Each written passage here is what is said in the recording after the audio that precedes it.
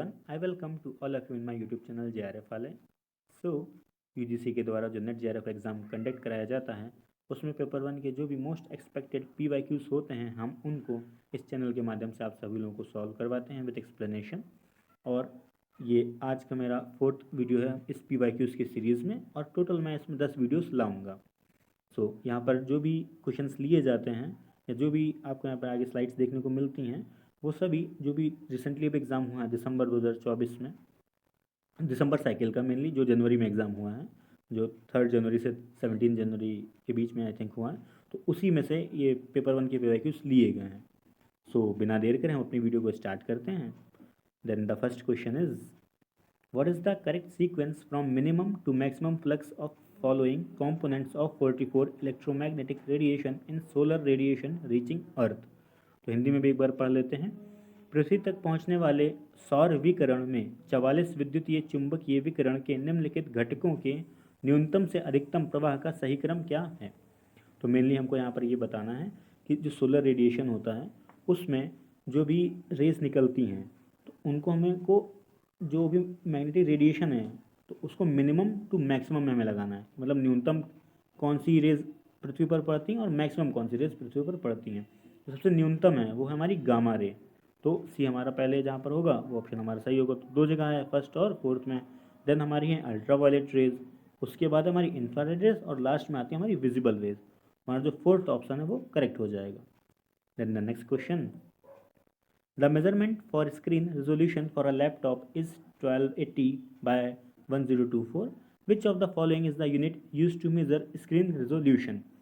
So Hindi में laptop के लिए स्क्रीन रेजोल्यूशन का माप 1280 बाय 1024 है।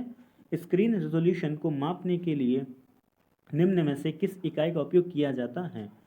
सिंपली यहाँ पर ये हमें बताना है कि जो स्क्रीन का रेजोल्यूशन है लैपटॉप की उसको हम किस में नापते हैं, क्या इंचेस में नापते हैं, MBPS में नापते हैं, पिक्सल में नापते हैं या हर्ट्ज में। तो बहुत ही बेसिक सी चीज़ है ये।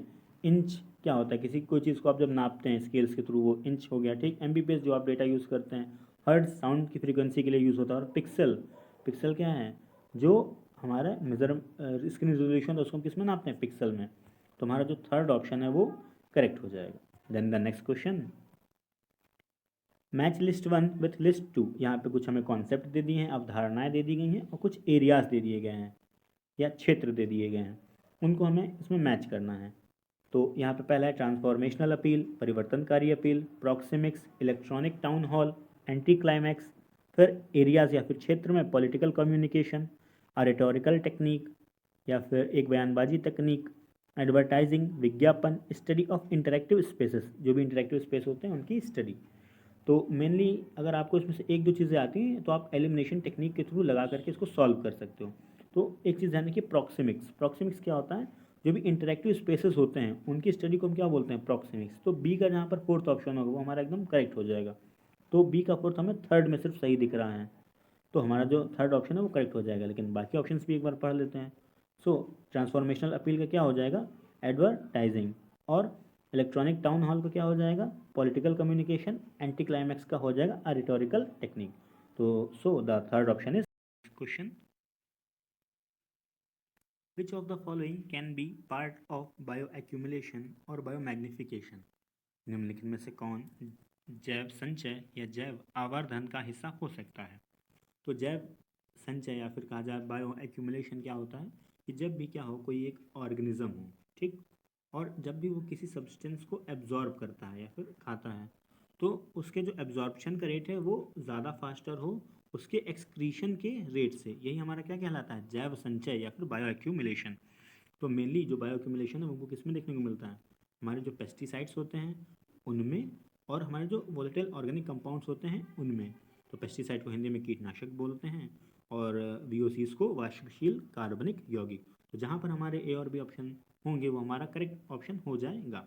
तो फर्स्ट ऑप्शन हमारा करेक्ट हो जाएगा। Then the next question, which of the following are the strategies of cooperative learning. निम्नलिखित में से कौन सी सहकारी शिक्षा की रणनीतियाँ हैं या फिर हो सकती हैं। तो सहकारी शिक्षा जिसमें कोऑपरेटिवली लर्नर और जो भी स्टूडेंट हैं, लर्नर और जो टीचर हैं, दोनों कोऑपरेटिवली एक दूसरे का सहयोग करते हैं उनकी लर्निंग में। तो यहाँ पर ऑप्शन है हमारे corners, fish bowl, team word webbing, round robin, brainstorming. तो मेनली इस तरह की जो लर्निंग होती हैं उसमें हमारी फिशबोल टेक्निक और राउंड रॉबिन ब्रेनस्टॉर्मिंग होती है। तो जहाँ पर बी और डी ऑप्शन हमारे सही होंगे वो हमारा करेक्ट ऑप्शन हो जाए, तो हमारा जो सेकंड ऑप्शन है वो करेक्ट हो जाएगा। Then okay, thank you for watching. Please like share and subscribe JRF वाले। और आप लोगों को वीडियो कैसी लगी प्लीज़ प्लीज़ प्लीज़ कमेंट कीजिए और मुझे बताइए कि क्या और सुधार हो सकते हैं। Thank you.